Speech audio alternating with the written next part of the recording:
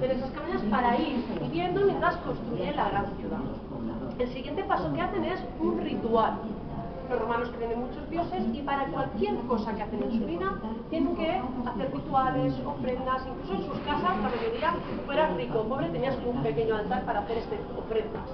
Imaginaos que yo voy a construir la puerta de mi casa, pues tengo que hacer un pequeño ritual para que los dioses me den el permiso y me den el beneplácito de construir.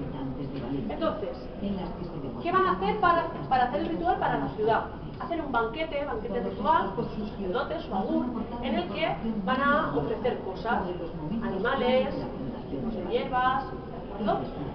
¿Y en qué consiste este banquete? Pues lo que es ahora, comer, beber, bailar, hacer cosas, y una vez que acaba ese banquete, todo lo que hayan utilizado, vasos, platos, los huesos de los animales que se han comido, los huesos de animales que han ofrecido, todo lo tirarán dentro, lo quemarán y lo taparán, o a veces incluso ni lo quemarán, lo taparán y lo tapan directamente.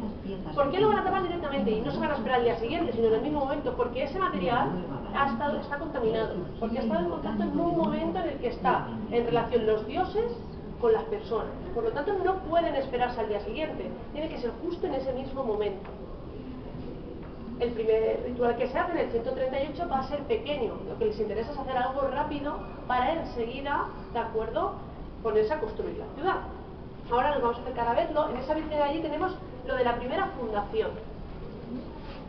138. En el 75 a.C. hay unas guerras, ¿de acuerdo?, que luego hablaremos de ellas.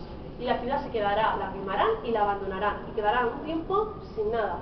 Hasta que en el siglo I después de Cristo, entre el 5 y el 10, viene gente nueva y van a decidir reconstruir de nuevo la nueva ciudad, refundarla. Y este pozo que veis aquí, de sillares rectangulares,